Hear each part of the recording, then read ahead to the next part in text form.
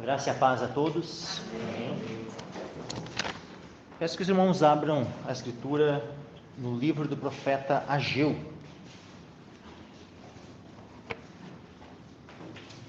Ageu é bem no finalzinho do Antigo Testamento. É o antepenúltimo.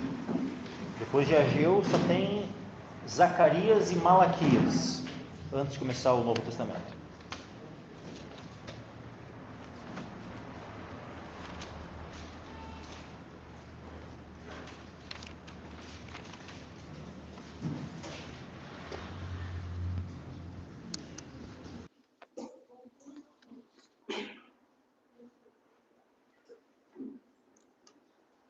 Então, o livro do profeta Ageu, capítulo 1, vamos ler do versículo 1 ao 15.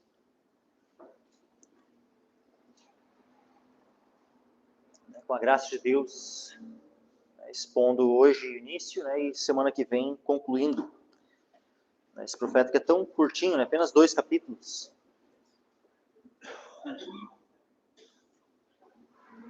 Então, Ageu, capítulo 1, versículo 1, diz assim a palavra do Senhor. No segundo ano do rei Dario, no 6º mês, no primeiro dia do mês, veio a palavra do Senhor por intermédio do profeta Ageu, a Zorobabel, filho de Sealtiel, governador de Judá, e a Josué, filho de Josadaque, o sumo sacerdote, dizendo: Assim fala o Senhor dos exércitos, dizendo: Este povo diz: Não veio ainda o tempo em que a casa do Senhor deve ser edificada. Veio, pois, a palavra do Senhor por intermédio do profeta Ageu, dizendo: Porventura é para vós tempo de habitardes nas vossas casas forradas, enquanto esta casa fica deserta? Ora, pois, assim diz o Senhor dos exércitos: Considerais vossos caminhos. Semeais muito e recolheis pouco. Comeis, porém não vos fartais. Bebeis, porém não vos saciais. Vestivos, porém ninguém se aquece. E o que recebe salário, recebe-o num saco furado. Assim diz o Senhor dos exércitos: Considerai os vossos caminhos. Subi ao monte e trazei madeira e edificai a casa. E dela me agradarei e serei glorificado, diz o Senhor. Esperastes o muito, mas eis que veio a ser pouco. E esse pouco, quando o trouxestes para casa, eu dissipei com um sopro. Por que causa? Disse o Senhor dos exércitos. Por causa da minha casa, que está deserta, enquanto cada um de vós corre à sua própria casa. Por isso retém os céus sobre vós o orvalho, e a terra detém os seus frutos. E mandei vir a seca sobre a terra, e sobre os montes, e sobre o trigo, e sobre o mosto, e sobre o azeite, e sobre o que a terra produz, como também sobre os homens, e sobre o gado, e sobre todo o trabalho das mãos. Então Zorobabel, filho de Sealtiel, e Josué, filho de Josadaque, sumo sacerdote, e todo o restante do povo, obedeceram à voz do Senhor, seu Deus, e às palavras do profeta Ageu, assim como o Senhor, seu Deus, o enviara, e temeu o povo diante do Senhor.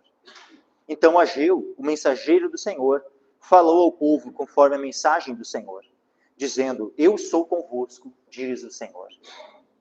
E o Senhor suscitou o espírito de Zorobabel, filho de Sealtiel, governador de Judá, e o espírito de Josué, filho de Josadaque, sumo sacerdote, e o espírito de todo o restante do povo.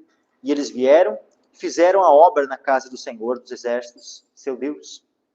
E ao 24º dia do 6º mês, no segundo ano do rei Dario. Amém. Podem se assentar, meus irmãos.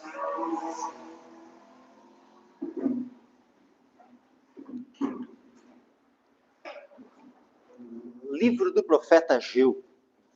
Este profeta aqui, o tempo onde ele escreveu, o contexto, está muito bem determinado. Afinal, já começa no segundo ano do rei Dario. No 6º mês, no primeiro dia do mês. A gente tem exatamente a data certinha ali de quando é que Ageu escreveu, de quando é que Ageu recebeu a revelação de Deus. De quando ele foi movido pelo Espírito Santo a escrever. E esse ano, então, é exatamente o ano de 520 antes de Cristo.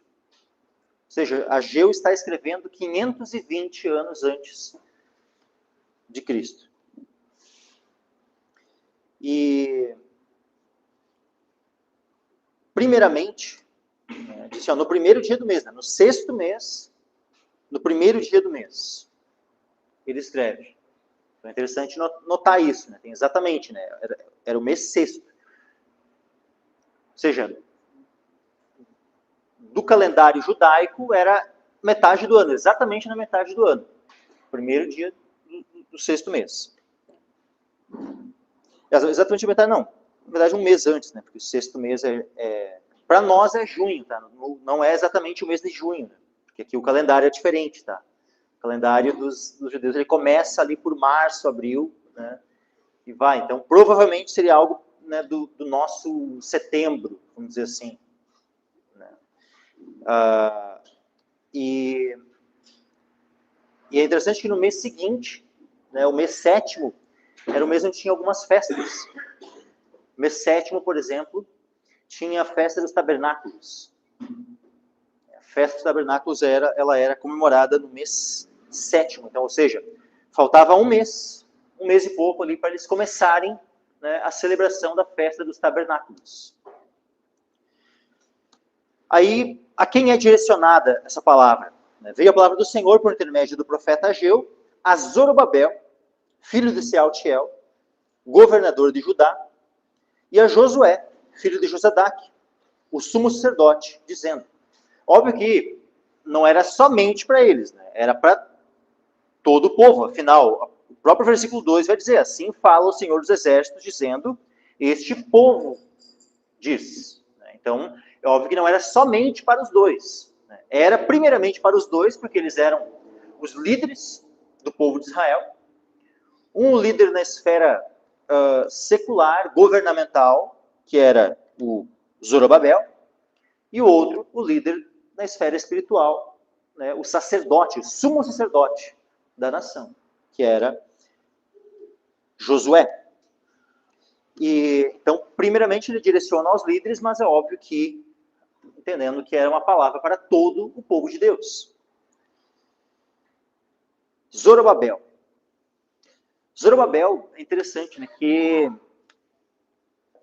aqui não descreve quem era esse homem, assim. Só diz Zorobabel, né, filho de Sealtiel, governador de Judá. Ok. Mas, esse homem ele tinha uma descendência. Ou uma ascendência. Né? Uma descendência, óbvio, ele veio a ter, mas uma ascendência. Né?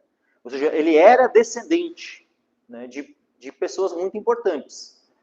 Por ele ser parte do povo de Israel, é óbvio, né, que nós sabemos. Ele era descendente de Abraão, Isaac e Jacó.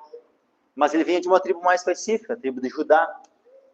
E mais específico ainda, ele era descendente de Davi, de Salomão, e assim por diante. Vamos ler aqui uma genealogia. Mateus capítulo 1. Interessante que Zorobabel aparece em Mateus capítulo 1. Olha só, Mateus capítulo 1, versículo 6 em diante. Vai dizer o seguinte, Jessé gerou ao rei Davi, e o rei Davi gerou a Salomão, da que foi mulher de Urias. E Salomão gerou a Roboão, Roboão gerou a Abias, Abias gerou a Asa, Asa gerou a Josafá, Josafá gerou a Jorão, Jorão gerou a Uzias, Uzias gerou a Jotão, Jotão gerou a Casa gerou a Ezequias, Ezequias gerou a Manassés, Manassés gerou a Amon, Amon gerou a Josias, e Josias gerou a Jeconias e a seus irmãos na deportação para a Babilônia. Então vejam que se foram os últimos reis que governaram sobre Israel. E aí então Nabucodonosor vem e leva o povo em cativeiro para a Babilônia. Aí diz assim, ó, e depois da deportação para a Babilônia, Jeconias gerou a Salatiel, e Salatiel gerou a Zorobabel. Salatiel gerou a Zorobabel. Então, Zorobabel, ele era o neto do último rei de Israel. E aí ele volta, só que ele volta não como rei, porque afinal, agora eles estavam debaixo do domínio de outros reinos. Recém tinham sido livres, né, do Império Babilônico. Então, o Império Babilônico havia terminado, tinha sido conquistado pelo Império Medo-Persa, e agora eles estavam debaixo do domínio dos Medo-Persas. Então, eles não tinham um rei, tinha o quê? Um governador. Mas é interessante, né, porque poderia ter sido designado qualquer outro para governador, mas foi designado justamente aquele que era um descendente, né, direto, né, do reino, né, da casa de Davi. Então, Salatiel gerou a Zorobabel. Zorobabel gerou a Abiúde gerou Eliaquim, e assim por diante, até que vai chegar ali, ó, 16, versículo 16. Jacó gerou a José, marido de Maria, da qual nasceu Jesus, que se chama o Cristo. Então, Zorobabel ele está na linhagem, né, do Messias, né, de Cristo. Mas vejam, nessa linhagem aqui, nessa genealogia de Cristo, onde Zorobabel consta, né? Aqui consta de Davi e vai indo, né, rei após rei, até chegar, por fim, lá em Zorobabel. Posteriormente, né, Zorobabel, Abiúde, Eliaquim, né, até chegar lá em Jacó, José. Nós temos uma outra genealogia no Novo Testamento, que é lá em Lucas. Abra comigo agora lá em Lucas. Lucas, capítulo 3.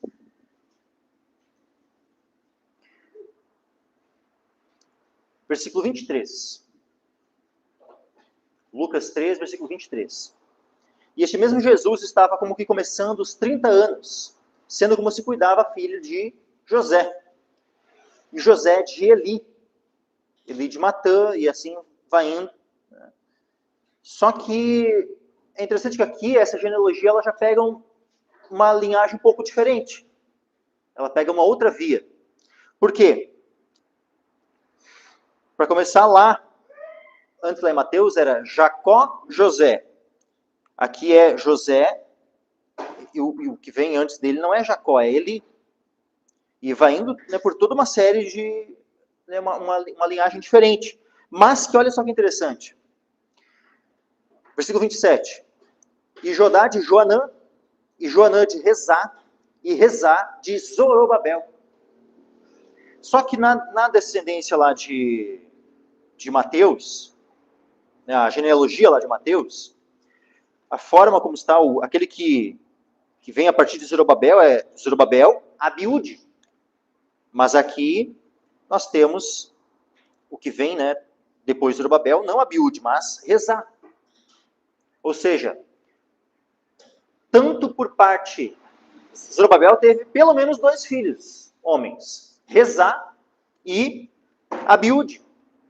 Tanto por parte de Abiúde, foi indo, até que nos descendentes acabou se encontrando lá em Jacó, como também por parte de Rezá, foi indo, até que foi até Eli e de Eli, Jacó. Ou seja, provavelmente os dois avós, né? O vô por parte de um lado, de José, e o vô por parte do outro. Todo mundo vai ter sempre 2 vós, né? Homens. Então, tanto por parte de um lado como por parte do outro, ambos né, chegou em José, dos 2 lados.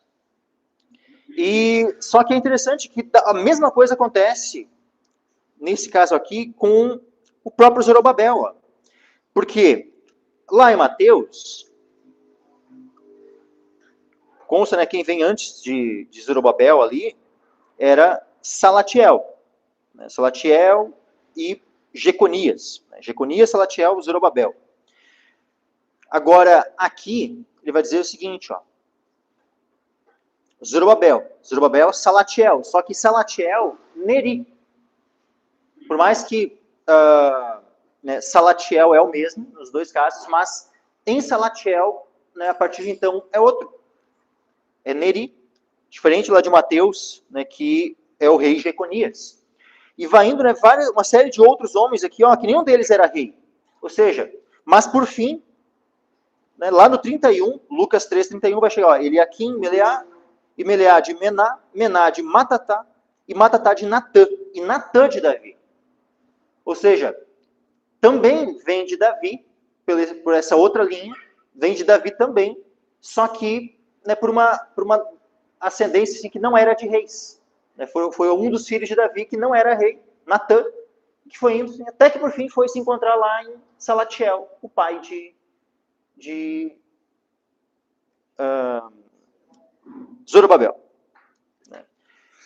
Então é muito interessante assim que Zorobabel ele é alguém muito tremendo, assim, específico na linhagem. Né? Ele e o pai dele, né?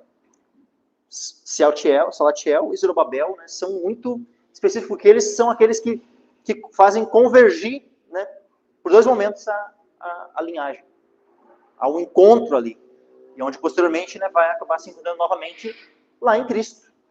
José, né, mas por causa de Jesus. E nós temos ali, juntamente com o governador, né, Zorobabel, a mensagem também sendo direcionada a Josué. Josué, filho de Josadaque, o sumo sacerdote. E é digno de nota aqui que Josué, né, Josué é o mesmo nome de Jesus. Jesus, se os irmãos não sabem assim, mas Josué é só a forma, né, de pronunciar o nome em hebraico. Mas a forma de pronunciar Josué em grego é Iesus. Tanto é que quando no Novo Testamento se faz referência ao Josué, lá o Josué que, por exemplo, o mesmo que tirou, né, que fez entrar o povo na terra, né, Moisés tira o povo do Egito. Mas quem introduz na terra, atravessa o Jordão e introduz o povo na terra é Josué. Quando Josué, no Novo Testamento, ele é citado com o nome Jesus. Porque o nome Jesus é exatamente o mesmo nome, Josué. Então, é digno de nota isso, de que o sumo sacerdote aqui, ele tinha o mesmo nome. Né? Isso não foi algo, tipo, aleatório, né? Foi algo que Deus determinou. Né? Que aquele que era o sumo sacerdote nesse tempo, no tempo de Zorobabel, né? Ou seja, tanto aquele que era da casa de Davi, herdeiro, né, do trono, né, estava ali no governo, como o sumo sacerdote, ambos, né, apontavam para Cristo. Tanto o sumo sacerdote, Josué, porque quem é o nosso sumo sacerdote? É Josué, Jesus, no caso, né? Ele é o nosso sumo sacerdote. Ele é aquele que edifica a casa de Deus, a igreja. Ele é aquele que edifica o seu templo, edifica a sua igreja. O nosso sumo sacerdote. E ele também é o filho de Davi. E como filho de Davi também, edificador da sua igreja. Então nós temos aqui, né, dois, né, o sumo sacerdote Josué e aquele que era o herdeiro da casa de Davi, Zorobabel, ambos edificando, ambos sendo chamados a edificar a casa do Senhor. Continuando, versículo 2. Assim fala o Senhor dos Exércitos, dizendo: Este povo diz, não veio ainda o tempo em que a casa do Senhor deve ser edificada. Eles sabiam dos tempos. Eles tinham muito conhecimento dos tempos, e eles olharam, viram a previsão do tempo, viram, ó, não é tempo ainda de edificar a casa do Senhor. Nós estamos aqui nas nossas rotinas, a gente está aqui edificando a nossa casa, a gente está terminando, nem terminamos ainda, né, de revestir aqui, né, botar um revestimento, assim, ó, um cedro do Líbano, né, aqui para a nossa casa. Então, não é tempo ainda de nós nos envolvermos, né, na edificação da casa do Senhor. Não veio ainda o tempo em que a casa do Senhor deve ser edificada. Só que é interessante, né, porque logo que Zorobabel, logo que Josué chegaram, e lembrando que eles estavam no exílio, todos eles. Zorobabel estava no exílio, Josué estava no exílio, todos eles estavam no exílio. E Ciro, o imperador Ciro, ele libertou todos eles, né? Eles eram escravos, né, na Babilônia. Eles eram, tipo assim, eles não eram cidadãos na mesma categoria como os próprios babilônios. Eles tinham sido levados cativos. Eles não tinham direito de ir e vir, né, quando quisessem. Não. Estavam lá cativos. Mas Ciro os liberta. E diz, podem voltar para a terra de vocês. E mais, vamos ler rapidinho lá em Esdras. Esdras, capítulo 1.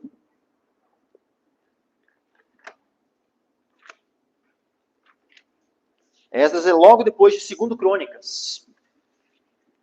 Então, nós temos ali o livro 1º e 2º Reis, 1º e 2º Crônicas, e Esdras, livro de Esdras. Olha só como é que começa o livro de Esdras. No primeiro ano de Ciro, rei da Pérsia, para que se cumprisse a palavra do Senhor pela boca de Jeremias, despertou o Senhor o espírito de Ciro, rei da Pérsia, o qual fez passar pregão por todo o seu reino, como também por escrito, dizendo: assim diz Ciro, rei da Pérsia: o Senhor, Deus dos céus, me deu todos os reinos da terra, e me encarregou de lhe edificar uma casa em Jerusalém, que está em Judá. Olha só. Deus deu uma palavra para Ciro, para que ele desse uma ordem que fosse edificada a casa de Deus lá em Judá. E edifique a casa do Senhor, Deus de Israel. Ele é o Deus que está em Jerusalém. Aí diz, ó, o versículo 4, e todo aquele que ficar atrás em algum lugar em que andar, peregrinando, os homens em seu lugar, o ajudarão com prata, com ouro, com bens, gados, além das dádivas voluntárias para a casa de Deus que está em Jerusalém. Então se levantaram os chefes dos pais de Judá e Benjamim, os sacerdotes, os levitas, com todos aqueles cujo espírito Deus despertou, para subirem e edificarem a casa do Senhor que está em Jerusalém. Ou seja, eles estavam voltando então do exílio, sendo libertos e retornando para Judá, para Jerusalém, mas com um objetivo, com um propósito, que era edificar a casa do Senhor. Não é somente o propósito de edificar as suas próprias casas. Era edificar a casa do Senhor. Qual deve ser nós, como igreja, nosso maior propósito? E o propósito de cada membro individual da igreja do Senhor? É edificar as nossas próprias casas ou edificar a casa do Senhor? O maior propósito nosso é edificar a casa do Senhor. Porque qualquer casa que nós tivermos, qualquer bem que nós tivermos aqui, se nós morrermos hoje ou amanhã, tudo isso vai ficar. Mas agora, toda edificação no que tange a casa do Senhor, a igreja do Deus vivo, isso permanece para sempre. Então, que propósito é maior? Edificar aquilo que se relaciona à eternidade ou edificar as coisas relacionadas a esse tempo passageiro aqui? O que é mais importante? Qual propósito é mais importante? E aí, eles subiram. Subiram, e aí é dito, por exemplo, no capítulo 2, diz assim, ó, versículo 1 e 2, ó, estes são os filhos da província que subiram do cativeiro, dentre os exilados de Nabucodonosor, rei de Babilônia. Aliás, dentre os exilados que Nabucodonosor, rei de Babilônia, tinha transportado a Babilônia, e tornaram a Jerusalém e a Judá, cada um para a sua cidade, os quais vieram com Zorobabel, Jesuá, Neemias, Seraías, daí vai falando, né, vários nomes. Vejam os dois primeiros, né? Zorobabel, que era o governador, que foi constituído, né, como governador, e Jesuá, que é o mesmo, é só uma outra forma de pronunciar o nome Josué. É que Jesuá é uma forma aramaica, né? Josué hebraica. As línguas, elas são semelhantes, elas são parecidas. Elas têm uma semelhança como se fosse assim, ó, o espanhol e o português. Tá? O aramaico e o hebraico. Né? E aí, tem toda ali uma lista, né, daqueles que vieram, né, e tal. Aí no capítulo 3 de Esdras, vai dizer o seguinte, ó. Capítulo 3, versículo 1. Chegando, pois, o 7º mês, e estando os filhos de Israel já nas cidades, ajuntou-se o povo como um só homem em Jerusalém. Qual era esse tempo aqui? O 7º mês. Lembra que eu falei que no 7º mês se comemora a festa dos tabernáculos? Pois é, eles aqui, ó, eles edificam um altar. Né, ó, versículo 2. E levantou-se Jesuá, que é o mesmo sumo sacerdote Josué, filho de Josadaque, e seus irmãos, os sacerdotes, e Zorobabel, filho de Sealtiel, e seus irmãos, e edificaram o altar do Deus de Israel, para oferecerem sobre ele holocaustos, como está escrito na lei de Moisés, o homem de Deus. E firmaram o altar sobre as suas bases, porque o terror estava sobre eles, por causa dos povos das terras, e ofereceram sobre ele holocaustos ao Senhor, holocaustos pela manhã e à tarde, e celebraram a festa dos tabernáculos, como está escrito, ofereceram holocaustos cada dia, por ordem, conforme ao rito, cada coisa em seu dia. E depois disso, o holocausto contínuo, e foram foram seguindo, tá? Fazendo tudo aquilo que a lei determinava que eles fizessem. E aí, nós vemos aqui, ó, versículo 6. Desde o primeiro dia do 7º mês, começaram a oferecer holocaustos ao Senhor. Porém, ainda não estavam postos os fundamentos do templo do Senhor. É muito interessante que o templo não tinha sido reconstruído quando eles começaram a oferecer os holocaustos. E isso é muito interessante, meus irmãos, porque eles estavam voltando para o cativeiro, estavam voltando para a sua terra. E qual foi a primeira coisa que eles fizeram nesse 7º mês aqui? Eles edificaram um altar e começaram a oferecer os holocaustos. Nem o fundamento do templo tinha sido lançado ainda. Ou seja, não tinham feito nada ainda para iniciar a construção, a reconstrução do templo que havia sido destruído lá por Nabucodonosor.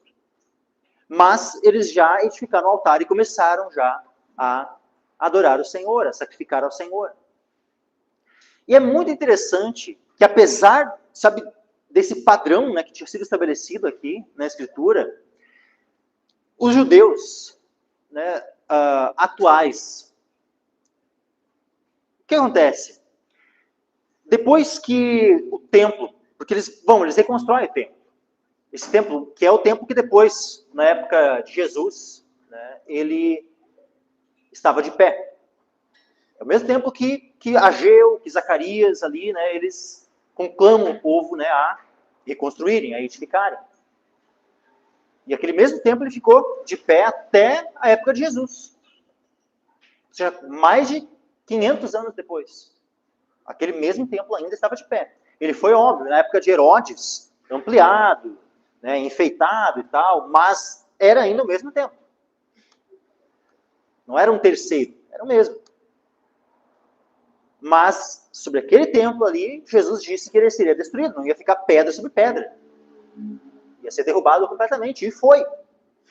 Foi derrubado, e até hoje não foi reedificado. Mas é interessante que os judeus, eles querem reedificar. E eles estão esperando, né, que chegue o tempo apropriado, onde eles vão reedificar esse templo, um terceiro templo, e a partir de então eles passarão a oferecer os sacrifícios, né, e tudo mais. Só que, aqui no tempo de Esdras, eles esperaram o templo estar reconstruído para começar a oferecer os sacrifícios? Não, né? E eu acho, sabe, algo muito tremendo. O fato de, apesar do precedente bíblico, os judeus não terem começado a oferecer sacrifícios. Usando, né, como argumento de que o templo não está reconstruído. Ou seja, esperando primeiro uma reconstrução para daí pensar em oferecer os sacrifícios. E não foi o que eles fizeram aqui. Eles não esperaram o templo estar pronto para começar a oferecer os sacrifícios. Ou seja, em tese, em teoria, os judeus poderiam muito bem já há 70 anos, desde 1948, quando voltaram para sua terra, eles poderiam muito bem ter voltado a oferecer os sacrifícios desde aquele tempo. Mas não fizeram. E eu entendo, meus irmãos, que isso é por causa do propósito de Deus, para que todas as profecias se cumpram. Especialmente as profecias a respeito do tempo do fim, relacionadas à segunda vinda do Senhor Jesus. E que também tem relação com a construção desse segundo templo. Aliás, desse segundo não, desse terceiro templo. Mas aqui, então, vejam, eles estão ali oferecendo sacrifício, fazendo a festa. Aqui diz bem claro, né, que nem os fundamentos do templo haviam sido postos ainda. No versículo 8 vai dizer o seguinte: no segundo ano da sua vinda à casa de Deus em Jerusalém, no segundo mês, Zorobabel, filho de Sealtiel, e Jesuá, filho de Josadac, e os outros seus irmãos, sacerdotes, os levitas, e todos que vieram do cativeiro em Jerusalém, começaram a obra da casa do Senhor, e constituíram os levitas da idade de 20 anos para cima para que a dirigissem. Então se levantou Jesuá, seus filhos, seus irmãos, tal, e eles, começam a edificar aqui o templo. Ou seja, no segundo ano que eles chegaram, eles já começaram, então, a edificação do templo. Mas, o que acontece? Eles estão ali, lançam os fundamentos da casa. Né? Só que no capítulo 4, versículo 1, diz assim: Ouvindo, pois, os adversários de Judá e Benjamim, que os que voltaram do cativeiro edificavam o templo ao Senhor, Deus de Israel, chegaram-se a Zorobabel e aos chefes dos pais e disseram-lhes: Deixai-nos edificar convosco, porque como vós buscaremos ao vosso Deus, como também já lhe sacrificamos desde os dias de Esar-Adom, rei da Síria, que nos fez subir aqui. Porém, Zorobabel e Jesuá e os outros chefes dos pais de Israel lhes disseram: Não convém que nós e vós edifiquemos a casa ao nosso Deus, mas nós sozinhos a edificaremos ao Senhor Deus de Israel, como nos ordenou o rei Ciro, rei da Pérsia. Todavia, o povo da terra debilitava as mãos do povo de Judá e inquietava-os no edificar. Veja que começou a se levantar uma resistência. Porque, meus irmãos, nós nunca conseguiremos fazer a obra do Senhor de maneira assim completamente pacífica, sem nenhum tipo de dificuldade, sem nenhum tipo de resistência. Sempre que nós começarmos a fazer as coisas para Deus, de algum lugar vai vir algum tipo de resistência. De algum lugar vai surgir alguma dificuldade. Entendam isso. Nós devemos sim orar ao Senhor, porque temos uma vida quieta, tranquila, sossegada. Isso é bom, nós orarmos dessa forma. Mas entendam que não fiquem desesperados, não desmaiem quando surgem as dificuldades. E aí diz assim, versículo 5, e alugaram contra eles conselheiros para frustrarem o seu plano, todos os dias de Ciro, rei da Pérsia, até o reinado de Dário, rei da Pérsia. No reinado de Assuero, no princípio do seu reinado, escreveram uma acusação contra os habitantes de Judá e de Jerusalém. E aí eles lembraram, qual é a acusação, né? Nos tempos antigos, tiveram reis em Judá, em Jerusalém. Se essa cidade for reedificada, esse templo e tal, eles vão se rebelar, eles não vão mais pagar os impostos. E daí botaram medo lá no rei, no Assuero. Aí o rei escreveu, não, pode mandar parar a obra aí. Mandou que eles parassem de edificar. E aí então, olha só, o rei escreve ali, vamos ler um pouquinho mais adiante, Esdras, no capítulo 4 ainda, mas no versículo 20 em diante. Também houve reis poderosos sobre Jerusalém, que da além do rio dominaram em todo lugar, e se lhes pagaram direitos, tributos, pedágios. 21. Agora, pois, dai ordem para impedirdes aqueles homens, a fim de que não se edifique aquela cidade, até que eu dê uma ordem. Isso aqui era o rei, falando aqui. E guardai-vos de seres remissos nisso. Por que cresceria o dano para prejuízo dos reis? Então, depois que a cópia da carta do rei Artaxerxes foi lida perante Reum e Sinzai, o escrivão e seus companheiros, apressadamente foram eles a Jerusalém, aos judeus, e os impediram à força e com violência.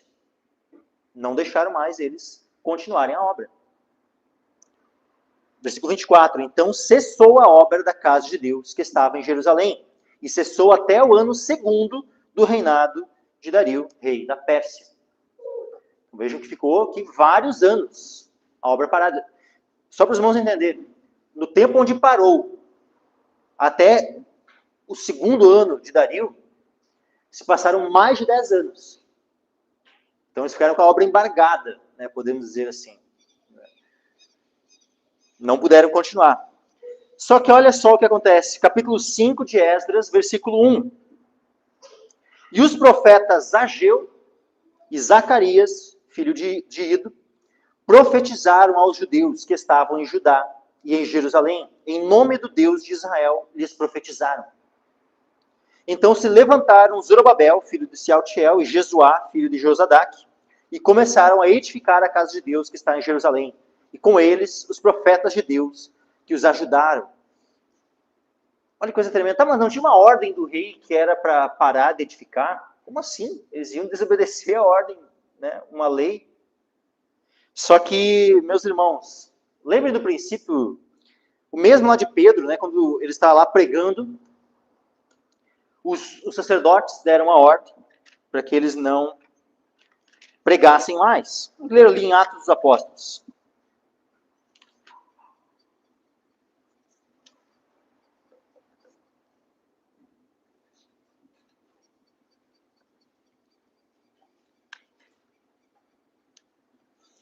Olha só, Atos dos Apóstolos, capítulo 4.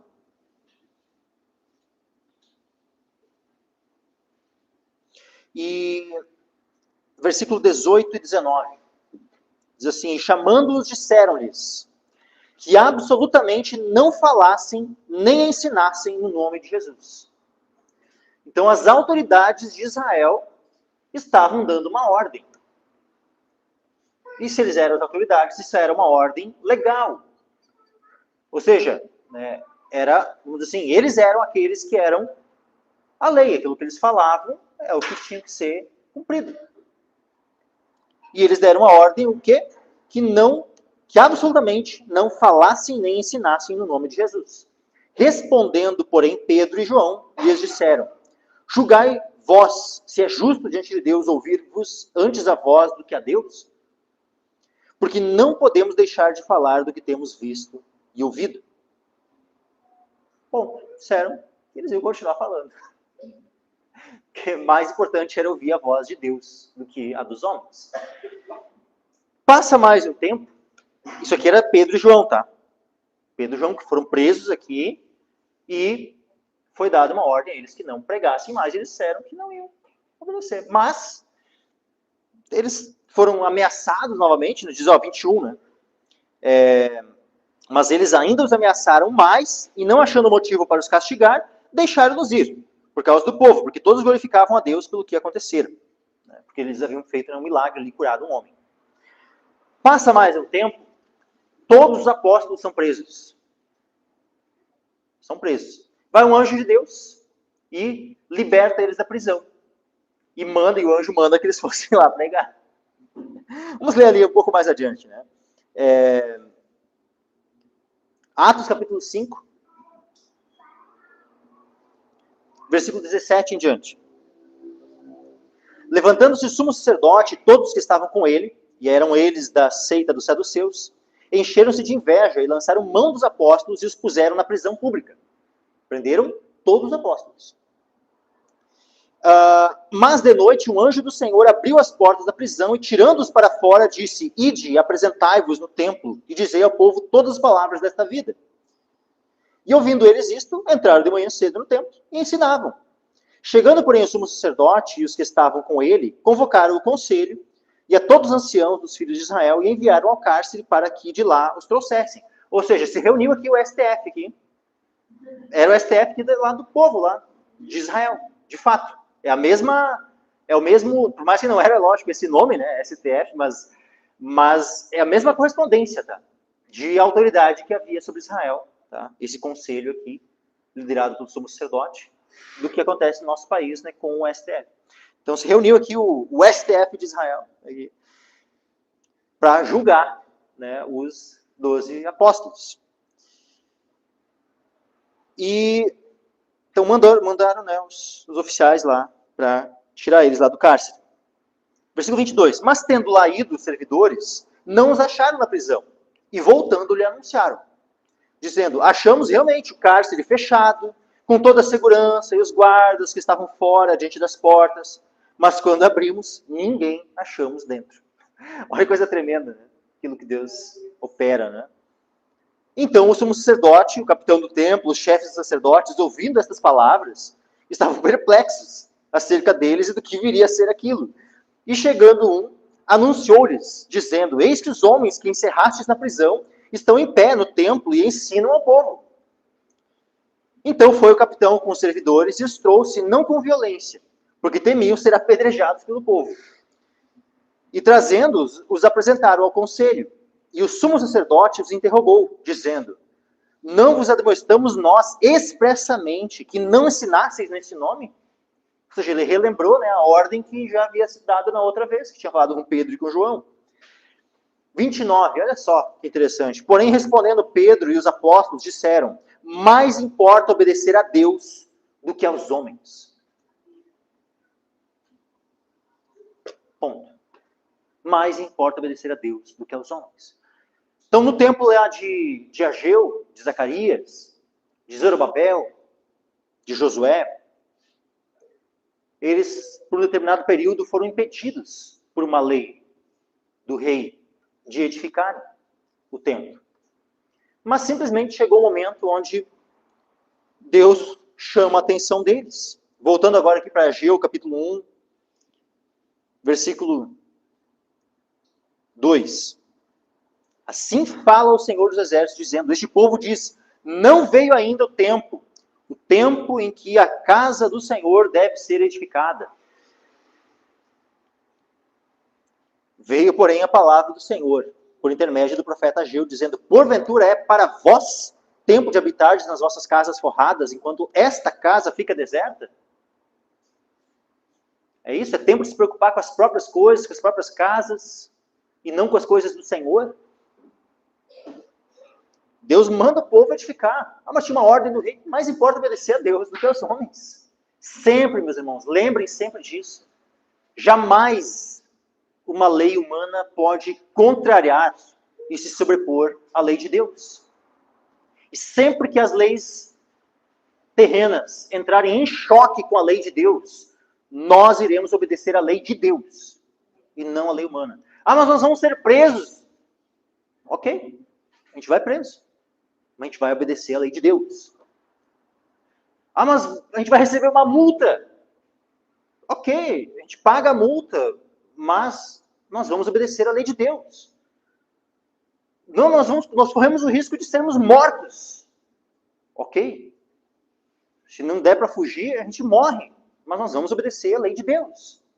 Nós vamos ser fiéis ao nosso Deus, não importam as consequências. Nós vamos obedecer a Deus, não importa o que os homens possam nos fazer.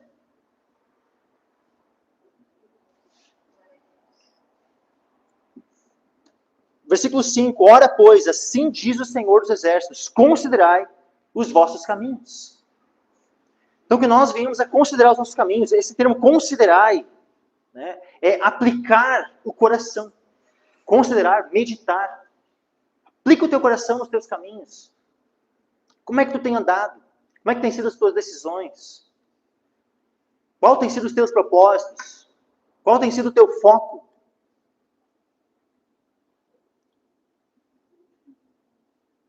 Tu tens estado mais preocupado em edificar a tua casa ou a casa do Senhor?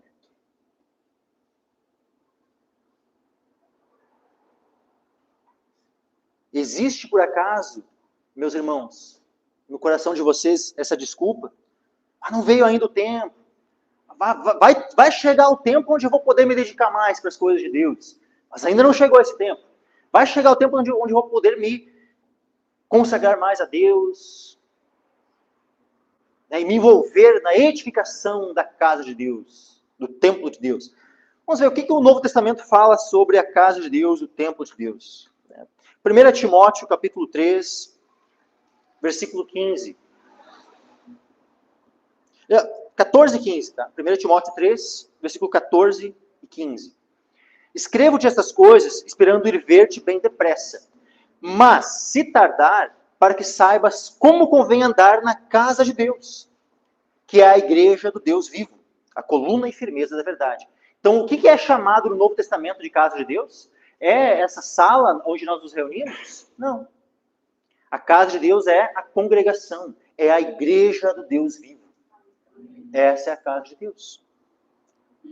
Como convém andar na casa de Deus, que é a igreja do Deus vivo, a coluna e firmeza da verdade. Vamos lá para Hebreus, capítulo 3. Hebreus 3. Hebreus capítulo 3, versículo 1 em diante. Por isso, irmãos santos, participantes da vocação celestial, considerai a Cristo Jesus, apóstolo e sumo sacerdote da nossa confissão. Então, Jesus, ele é apóstolo. Por quê? Porque apóstolo significa enviado. E ele foi enviado pelo Pai. Então, ele é apóstolo da nossa confissão, da nossa fé. E ele também é o nosso sumo sacerdote. Versículo 2. Sendo fiel ao que o constituiu, como também o foi Moisés em toda a sua casa. Porque ele é tido por digno de tanto maior glória do que Moisés, quanto maior honra do que a casa tem aquele que a edificou.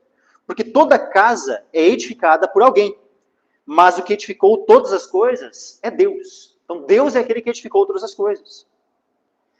E na verdade, Moisés foi fiel em toda a sua casa, como servo, para testemunho das coisas que se haviam de anunciar. Mas Cristo, como Filho, sobre a sua própria casa, a qual casa somos nós, se tão somente conservarmos firme a confiança e a glória da esperança até o fim. Então, nós somos a casa de Deus. É uma coisa tremenda, né? A qual casa somos nós. Então, qual tem sido o nosso envolvimento com a casa de Deus? Com a edificação da casa de Deus? Nós temos nos preocupado mais com a nossa casa, com os nossos objetivos particulares, ou com a casa de Deus? Com a edificação da casa de Deus, que somos nós. Qual tem sido nossa preocupação, meus irmãos? 1 Pedro, capítulo 2.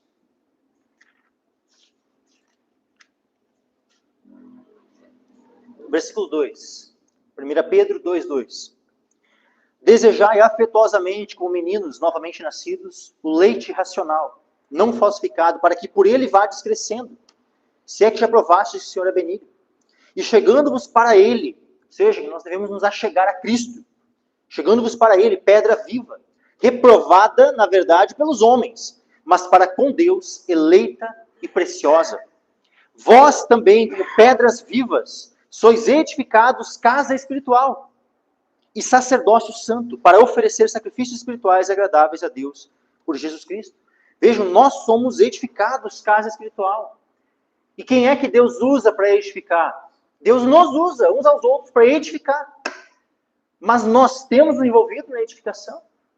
Ou nós temos nos envolvido em outras coisas, nosso foco está em outras coisas, muito mais do que em edificar a casa de Deus? Como é que tem sido as nossas preocupações?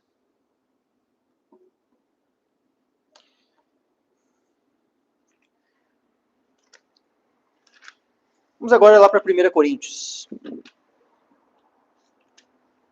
1 Coríntios, capítulo 3.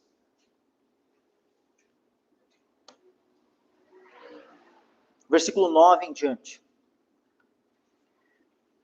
Diz assim: porque nós somos cooperadores de Deus, vós sois lavouras de Deus e edifício de Deus. Ou seja, todos nós, meus irmãos, somos um edifício de Deus. Todos nós. Um edifício de Deus. Versículo 10. 1 Coríntios 3, versículo 10. Segundo a graça de Deus que me foi dada, pus eu, como sábio arquiteto, o fundamento. E outro edifica sobre ele. Mas veja cada um como edifica sobre ele. Então, cada um de nós temos que ver, né, tomar cuidado, vigiar como estamos edificando sobre este fundamento. Versículo 11, porque ninguém pode pôr outro fundamento além do que já está posto, qual é Jesus Cristo. Então, Jesus Cristo, ele é o fundamento, ele é a pedra sobre a qual a igreja está edificada, fundamentada. Mas essa igreja, ela está sendo edificada. Nós mesmos somos as pedras dessa edificação, as pedras vivas, como nós lemos ali em 1 Pedro. E essas pedras, para elas serem, né, colocadas no templo, elas precisam estar bem moldadas, para poderem se encaixar certinho, né? Tu não vai pegar uma pedra toda bruta ali, torta e tal, né, e tentar fazer a construção, não. Tu vai fazer ela tá ajeitada, no prumo, bem no padrão. E por isso, nós precisamos estar trabalhando na vida uns dos outros. Por isso a importância do congregar, por isso a importância da comunhão, por isso a importância de estarmos juntos. Visando a edificação. Visando o crescimento de cada um e do todo. Cada um veja como edifica sobre ele, sobre esse fundamento que é Cristo.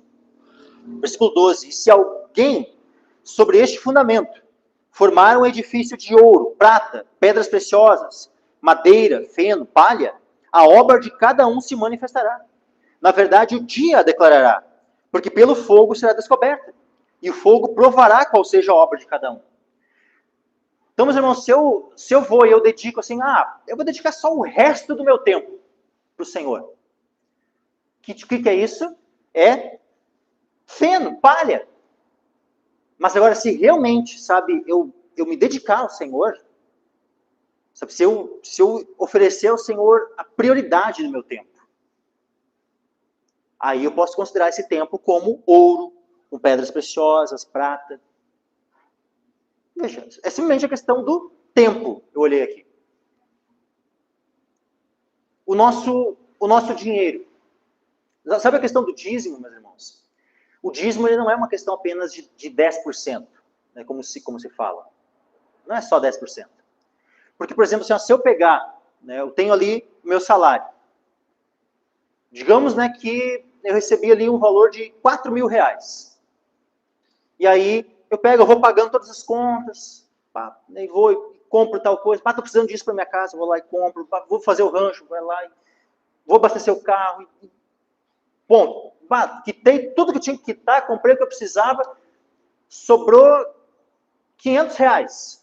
Olha só, vai dar certinho para poder dar o dízimo, né? Os R$400 do dízimo. Daquilo que sobrou, né? Esse mês sobrou para eu poder dar o dízimo, né? Isso não é o dízimo. Porque o dízimo ele não é a sobra. Não é a sobra do dinheiro. Tipo assim, quando sobrou, né, daí eu vou lá e eu dou o que sobrou, né? 10%, se conseguir, né, deixar que sobrasse 10%. Não é isso o dízimo. O dízimo são as primícias. É a primeira parte. É a primeira parte. Várias vezes, né, o André, o Gaúcho, né, leem aquele texto lá de Provérbios. Texto tremendo, assim, né? Diz assim, ó. Provérbios, capítulo 3, versículo 9 e 10. Diz assim, ó, honra ao Senhor com os teus bens e com a primeira parte de todos os teus ganhos. E se encherão os teus celeiros e transbordarão de vinho os teus lagares. Veja, Deus promete a bênção para quem for fiel com Ele, para quem o honrar, para quem crer nas suas promessas, na sua palavra e o honrar. Então, Provérbios 3, versículo 9 e 10. Honra ao Senhor com os teus bens e com a primeira parte de todos os teus ganhos. Sabe? Então, o dízimo ele não é a sobra. Se sobrou 10%, o dízimo é a primeira parte. É as primícias. A primeira parte. Então, Deus ele não quer as sobras da nossa vida. Né? Então, eu estou no meu vigor, aí vou aproveitar o meu vigor para trabalhar para poder, né, juntar bastante bens e fazer um pé de meia e tal, para poder me aposentar. Aí, quando eu me aposentar, lá no finzinho da minha vida, aí eu vou servir ao Senhor. Ou seja, eu estou já me planejando para servir ao Senhor com o restinho da minha vida, com a sobra da minha vida. Não é assim. Eu devo me oferecer ao Senhor como um sacrifício vivo. Ou não diz isso ali em Romanos, capítulo 12? Que nós devemos, né, nos oferecer a Deus, né, capítulo 12, versículo 1. Romanos 12, 1. Rogo-vos, pois, irmãos, pela compaixão de Deus, que apresenteis os vossos corpos em sacrifício vivo, santo e agradável a Deus, que é o vosso culto racional. Então nós devemos nos oferecer ao Senhor, para o serviço do Senhor, para a edificação da igreja, não apenas, né, para sermos edificados, esperando, né, que outros invistam em nossas vidas para sermos edificados, mas nós devemos nos esforçar para investir o nosso tempo, os nossos recursos, tudo que nós temos e somos, para a edificação de outros, para que aqueles que ainda não conhecem Cristo venham a conhecer, para aqueles que já conhecem, que sejam fortalecidos, edificados. Isso é responsabilidade de todos nós, meus irmãos. Não é apenas o pastor que tem esse chamado. Esse é um chamado de todos. O ide, quando Jesus disse, ó, ide, pregar o evangelho a toda criatura, não era algo reservado somente para os apóstolos. Essa ordem é para todos nós. Se envolver na edificação da casa de Deus não é algo restrito somente para uma meia dúzia ali. O texto de Ageu era só lá para o governador, Zorobabel, e só para o sumo sacerdote, só os dois que iriam se envolver na construção do templo. Imagina 2 homenzinhos lá construindo aquele templo enorme, como é que ia ser, né? Quantos séculos ia precisar para poder, se conseguiriam fazer alguma coisa. Então é óbvio que era, né, para todo o povo se envolver. E assim como todo o povo se envolveu. Então aqui vai dizer assim, ó, ninguém pode pôr outro fundamento além do que já está posto, que é Jesus Cristo. Tá? Perdão, 1 Coríntios 3, tá? Versículo 12. Aí no versículo 13 e 14 diz, a obra de cada um se manifestará, na verdade o dia a declarará, porque pelo fogo será descoberta. E o fogo provará qual seja a obra de cada um. Se a obra que alguém edificou nessa parte permanecer, esse receberá galardão. Se a obra de alguém se queimar, sofrerá detrimento. Mas o tal será salvo, todavia, como pelo fogo. Não sabeis vós que sois o templo de Deus? E que o Espírito de Deus habita em vós? Se alguém destruir o templo de Deus, Deus o destruirá. Porque o templo de Deus, que sois vós, é santo. Então, né, mais uma vez que reforçando, né, que nós, esse edifício que falou ali antes, né, esse edifício de Deus, é um templo. Então, nós somos esse templo. E nós somos chamados, irmãos, todos nós, a trabalharmos na edificação desse templo. Por isso que, no mesmo texto, né, de 1 Coríntios, no capítulo 15, vai dizer o seguinte, ó, no finalzinho do capítulo, 1 Coríntios 15, 58, diz assim, ó, portanto, meus amados irmãos, sejam firmes e constantes, sempre abundantes na obra do Senhor, sabendo que o vosso trabalho não é vão do Senhor. Então, nós devemos ser como, então, na obra do Senhor? Firmes e constantes. E sempre abundantes. Não é sempre mirrados. É sempre abundantes na obra do Senhor. É firme, constante. Não é, pá, um dia eu estou lá servindo. Aí depois passa 2 meses sem servir. Aí depois eu vou lá e mais, né, 2, 3 semanas eu estou ali de novo, né, empenhado. Depois eu fico mais 1 mês ou 2 sem. Não é inconstante. É firme e constante. Sempre abundante na obra do Senhor. Sabendo que o vosso trabalho não é vão no Senhor. O Senhor vai nos recompensar, meus irmãos. Tudo que nós investirmos, todo o nosso tempo, o nosso esforço, o dinheiro, qualquer coisa, tudo que formos, sabe, oferecer ao Senhor, o Senhor vai nos recompensar eternamente pelo nosso trabalho. Não é em vão. Entendam, o texto deixa bem claro que o nosso trabalho não é vão no Senhor. Nós temos uma recompensa eterna, meus irmãos. Um galardão eterno. Hoje, né, a minha esposa estava lá em casa, né, e a gente estava ouvindo um louvor assim, né, e dizia assim que Jesus, né, a sua recompensa, né, ele traz consigo. E que recompensa é essa, meus irmãos? É a recompensa que ele vai nos dar, os galardões. Os galardões que ele vai dar a cada um conforme a sua obra. Que nós venhamos a ter a nossa esperança no Senhor. Que nós venhamos, como diz aqui, ó, Ageu, capítulo 1, versículo 5. Ora, pois, assim diz o Senhor dos Exércitos, considerai os vossos caminhos. Que nós venhamos aplicar o nosso coração a como nós temos andado, como tem sido o nosso caminho. Que não haja esse tipo de desculpa que havia no coração do povo aqui. O que o povo dizia? Versículo 2, não veio ainda o tempo em que a casa do Senhor deve ser edificada. E aí o que Deus diz? Qual a resposta para essa desculpa do povo? A resposta de Deus é, porventura é para vós tempo de habitardes nas vossas casas forradas, enquanto esta casa fica deserta?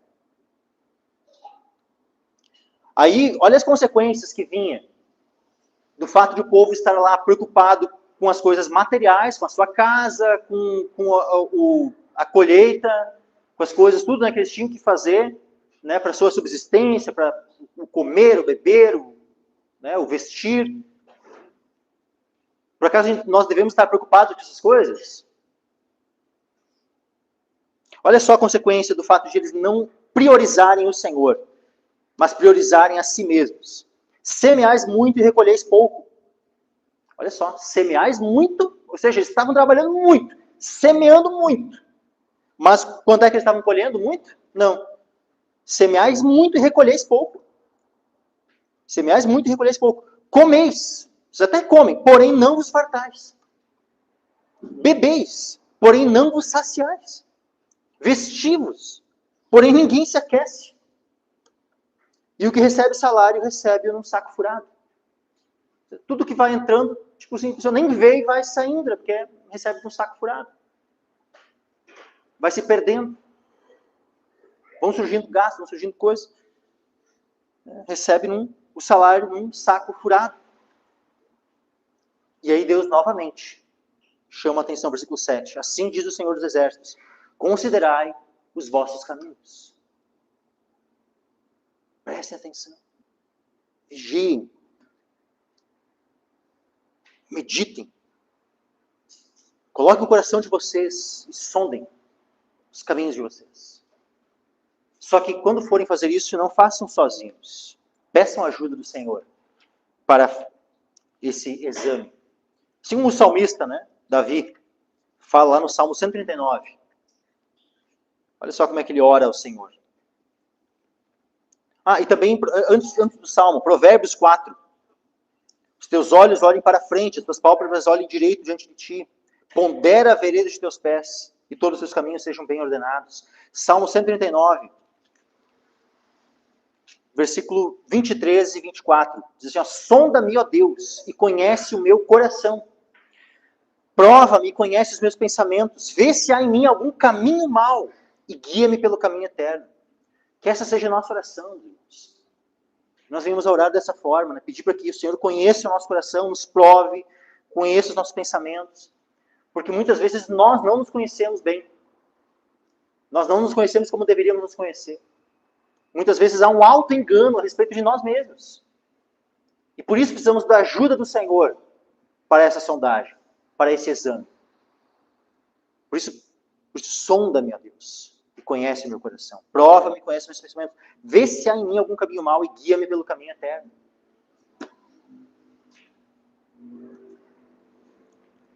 O povo aqui estava com aquela preocupação, que é a preocupação de 99% das pessoas do mundo.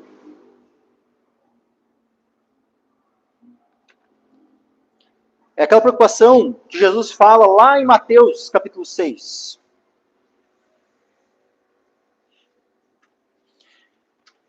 Mateus 6, versículo 19. Diz assim, não ajunteis tesouros na terra, onde a traça e a ferrugem tudo consomem, e onde os ladrões minam e roubam. Mas ajuntai tesouros no céu, onde nem a traça nem a ferrugem consomem, e onde os ladrões não minam nem roubam. Porque onde estiver o vosso tesouro, ali estará também o vosso coração.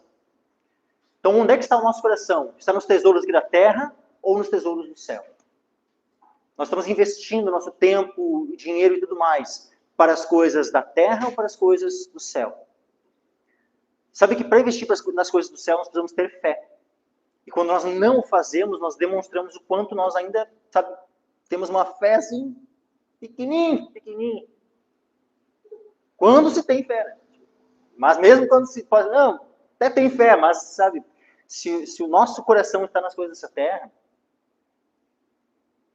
é porque nós não estamos crendo que de fato é um investimento muito melhor nós investirmos nas coisas de Deus. Será mesmo que eu vou ter um galardão? Será mesmo, né, que isso vai valer a pena mesmo? Será que não é melhor eu investir, né, na minha aposentadoria aqui, investir numa previdência, investir, né, em ações, sei lá, comprar terrenos, comprar imóveis, ou qualquer outro investimento? Será que é isso? Né? Será que esse investimento não é melhor do que investir nas coisas de Deus, no reino dos céus? Olha, Jesus disse que aqueles que juntam um tesouro na terra, aqui a traça e a ferrugem tudo consomem. Né? Vai lá o hacker e pega o que está lá no banco. Ou isso não acontece? Ou a gente tem 100% de garantia, né, de que nesse mundo está, tudo bem guardadinho, os nossos recursos. Que jamais nós perderemos. Aí eu invisto, né, em imóveis. Aí vai lá um governo comunista e te desapropria de tudo, né, aquilo que tu tinha investido.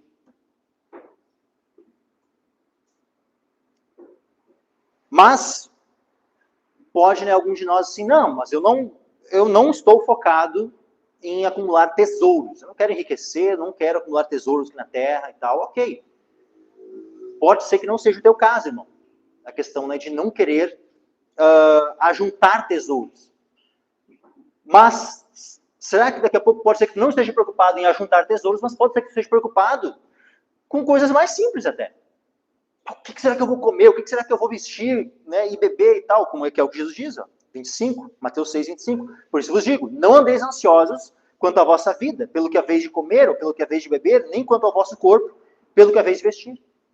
Não é a vida mais do que mantimento e o corpo mais do que vestuário? Olhai para as aves do céu, que nem semeiam nem cegam, nem ajuntam em celeiros. Vosso Pai Celestial as alimenta. Não tendes vós muito mais valor do que elas? E qual de vós poderá, com todos os seus cuidados, acrescentar um côvado da sua estatura? E quanto ao vestuário, por que andais ansiosos? Olhai para os lírios do campo, como eles crescem, não trabalham nem fiam. E eu vos digo que nem mesmo Salomão, em toda a sua glória, se vestiu como qualquer deles.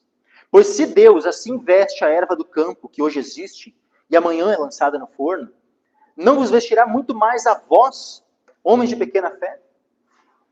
Vejam, né, que aqueles que estão preocupados, né, com as coisas dessa vida, Jesus chama esses homens como? De homens de pequena fé. Então, às vezes, não é a questão que a pessoa não tem fé, mas muitas vezes a fé é pequena. E nós devemos estar contentes com a fé pequena, meus irmãos? Não, nós temos que desejar a fé cada vez maior. Confiar no Senhor cada vez mais. Aí, 31, não andeis, pois, inquietos, dizendo o que comeremos, o que beberemos ou com que nos vestiremos. Porque todas essas coisas os gentios procuram. De certo, vosso Pai Celestial bem sabe que necessitais de todas essas coisas. Mas buscai primeiro. O que nós devemos buscar primeiro, então? Buscai primeiro o reino de Deus e a sua justiça. E todas estas coisas vos serão acrescentadas. Não vos inquieteis, pois, pelo dia de amanhã, porque o dia de amanhã cuidará de si mesmo. Basta cada dia o seu mal. Então, nós já sabemos, meus irmãos, esse é o princípio, nós devemos buscar primeiro as coisas de Deus. Buscar primeiro o reino de Deus e a sua justiça. E essas coisas, né, o que comer, o que beber, o que vestir, isso aí vai ser acrescentado. Vejam, o povo ali, na época de Ageu, não estava preocupado com comer, com beber, com vestir. E toda a preocupação deles fez com que eles tivessem o suficiente? Não. Semeais muito, recolheis pouco. Comeis, porém não vos fartais. Bebeis, porém não vos saciais. Vestivos, porém ninguém se aquece. Ou seja, estavam preocupados somente com essas coisas. E a outra hora, mais para frente, a gente edifica a casa do Senhor. Agora a gente vai focar aqui em plantar, em colher, em edificar a nossa casa e tal. Bom, mas tudo aquilo que eles queriam fazer, eles não estavam conseguindo. Por quê? Porque estavam com as prioridades erradas. A prioridade estava em si mesmo, em vez de priorizarem o Senhor e o seu reino. Assim diz o Senhor dos Exércitos, considerai os vossos caminhos. Versículo 8, subi ao monte, trazei madeira, edificai a casa, dela me agradarei, serei glorificado, diz o Senhor. Sabe, existem muitas pessoas por aí, existe muita gente, eu espero, meus irmãos, que vocês vigiem seus corações, para não terem o mesmo pensamento das pessoas do mundo, que querem aumentar o seu patrimônio, querem, né, e trocam de carro, e fazem isso, tudo, né, por causa de uma glória humana. Que o Senhor livre vocês, meus irmãos. Que o Senhor nos livre, né, que o Senhor me livre de, sabe, desejar esse tipo de glória, assim, né, de querer ter o melhor carro, de querer uma casa, tudo, né, para ter aquele status social, assim. Que Deus nos livre né, do desejo pela glória dos homens.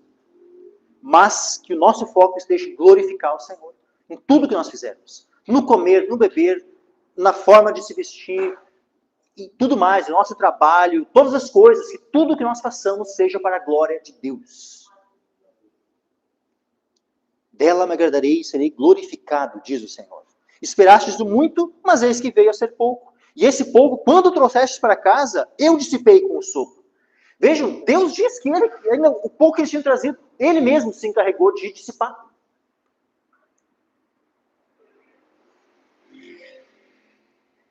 Sabe, é uma coisa terrível nós termos Deus, em vez de trabalhando a nosso favor, trabalhando contra nós.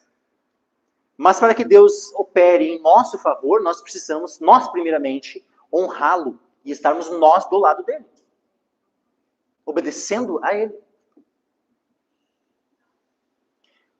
E aí diz assim, ó, por que causa? Por que Deus estava dissipando? Mesmo o pouco que eles traziam para casa, Deus dissipava com o sopro. Deus diz aqui, ó, por que causa? Disse o Senhor dos Exércitos, por causa da minha casa, que está deserta, enquanto cada um de vós corre à sua própria casa. Cada um corre à sua própria casa, enquanto a minha casa está deserta. Por isso, retém os céus sobre vós o orvalho, e a terra detém os seus frutos. E mandei vir a seca sobre a terra, e sobre os montes, e sobre o trigo, e sobre o mosto, e sobre o azeite, sobre o que a terra produz, como também sobre os homens, sobre o gado, e sobre todo o trabalho das mãos. Olha o que Deus diz. Ele que estava se opondo a eles, pelo fato de eles não estarem se preocupando e priorizando o Senhor. E foi muito tremendo, porque eles recebem essa palavra por meio do profeta Ageu. E olha só a resposta deles. E eu espero que essa seja a resposta que todos nós venhamos a dar à palavra do Senhor. Porque olha só a resposta, versículo 12. Então Zorobabel, filho de Sealtiel, e Josué, filho de Josadac, sumo sacerdote, e todo o restante do povo obedeceram à voz do Senhor, seu Deus, e as palavras do profeta Ageu, assim como o Senhor, seu Deus, os enviara. E temeu o povo diante do Senhor. Sabe que nós venhamos a dar essa resposta ao nosso Deus, uma resposta de temor diante de suas palavras, uma resposta de obediência, uma vez que nós conhecemos, nós sabemos a palavra do Senhor, que nós venhamos a obedecer essa palavra. Que nós não venhamos a insistir nas coisas fazendo do nosso jeito, mas sim fazer do jeito do Senhor, da forma como o Senhor determinou. Versículo 13. Então Ageu, o mensageiro do Senhor, falou ao povo conforme a mensagem do Senhor, dizendo: eu sou convosco, diz o Senhor. O Senhor prometeu que ele seria com eles. Eu sou convosco, diz o Senhor. E temos nós promessa mais bendita que essa, meus irmãos. A da presença do Senhor. Moisés, olha só, quando o povo, pecou lá no deserto, adoraram, fizeram aquele bezerro de ouro, se prostraram diante do bezerro. Aí Deus, se ira contra o povo, diz lá para Moisés: vou destruir esse povo. Aí Moisés intercede pelo povo. Moisés desce lá, Moisés também fica irado, destrói aquele bezerro. E volta, intercede. Novamente, fica 40 dias lá intercedendo pelo povo. Mas qual é a oração de Moisés? Deixa eu ler ali rapidinho a oração de Moisés. Lá em Êxodo.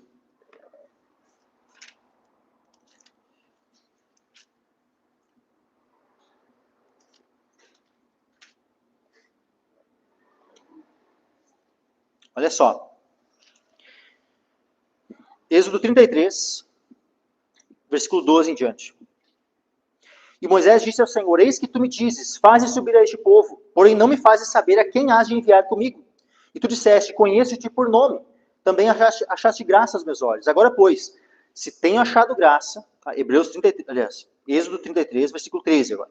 Agora, pois, se tenho achado graça aos teus olhos, rogo-te que me faças saber o teu caminho, e conhecer-te-ei para que ache graça aos teus olhos, e considera que essa nação é teu povo. Disse, pois, irá a minha presença contigo, para te fazer descansar. Então Deus prometeu aqui a presença dele.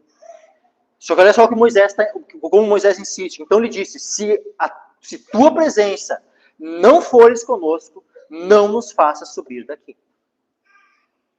Vê que Moisés disse: se a tua presença, ou seja, se a tua presença não for conosco, então que a gente não saia daqui.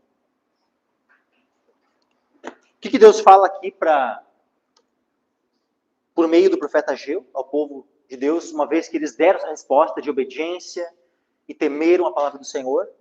Deus prometeu. Antes Deus os repreendeu, mas agora Deus faz uma promessa a eles. Eu sou convosco, diz o Senhor. O que é que Jesus nos disse quando ele vai nos dar uma comissão? A comissão justamente para nos empenharmos na edificação da sua igreja, na edificação da sua casa, do seu templo. Olha só, Mateus 28, versículo 19 e 20. Portanto, ide, fazei discípulos de todas as nações, batizando-os em nome do Pai, do Filho e do Espírito Santo. Nós todos somos chamados a isso, a fazermos discípulos, a pregarmos o Evangelho. Versículo 20, ensinando-os a guardar todas as coisas que eu vos tenho mandado. Nós todos somos chamados a ensinar uns aos outros, para que todos guardemos tudo aquilo que o Senhor nos mandou. Mas olha só a promessa de Jesus.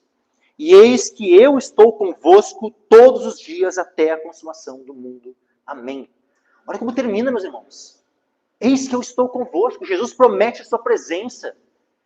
Jesus promete a sua presença.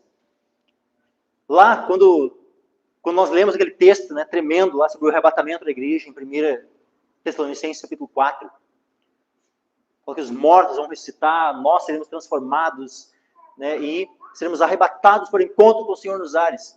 E diz assim, ó, e estaremos para sempre com o Senhor. Consolai-vos uns aos outros com essas palavras. O estar com o Senhor estar conosco. Ou seja, estarmos na presença de Deus, a presença de Deus estar conosco, não há maior promessa que essa, meus irmãos. Porque todas as demais promessas dependem dessa. Dependem de o Senhor estar conosco. E o Senhor prometeu aqui para eles, e o Senhor promete para nós, se formos obedientes. Se temermos diante da palavra do Senhor. Eis que sou convosco, diz o Senhor. E o Senhor suscitou o espírito de Zorobabel. Preste atenção aqui. É o Senhor quem suscitou. Que o Senhor venha fazer o mesmo em nosso meio. Que o Senhor nos desperte, que o Senhor nos levante. Que o Senhor derrame da sua graça sobre nós e nos desperte, nos suscite também. O Senhor suscitou o espírito de Zorobabel, filho de Sealtiel, governador de Judá, e o espírito de Josué, filho de Josadaque, sumo sacerdote, e o espírito de todo o restante do povo. E eles vieram e fizeram a obra na casa do Senhor dos Exércitos, seu Deus, ao 24º dia do 6º mês, no 2º ano do rei Dario. Então vejam, ó, a palavra veio no 1º dia do 6º mês. Eles ouviram a palavra, eles temeram ao Senhor, eles obedeceram. E eles começaram a se arrumar e se organizar e tal, para edificar, e quando foi 24º dia daquele mesmo mês, né, do 6º mês, eles já começaram a obra. Óbvio que eles não poderiam começar no mesmo dia, porque eles precisariam, né, organizar as coisas, né, ir atrás de material, ir atrás de coisa e tal, né, e organizar, ver o que cada um ia fazer, o que, né, e estabelecer todo um planejamento para aquilo que eles iriam fazer. Mas depois de tudo isso estabelecido, no 24º dia, ou seja, daquele mesmo mês, 3 semanas depois ali, eles já estavam começando a edificar novamente a obra da casa do Senhor. Então que nós, meus irmãos, não venhamos a nos demorar. Que quando nós ouvimos uma palavra, sabe, aquilo mexe conosco, que nós não venhamos postergar. Mais adiante, realmente, essa palavra é bênção, eu vou obedecer. Mas depois, mais para frente, não, que nós não venhamos a procrastinar a obediência.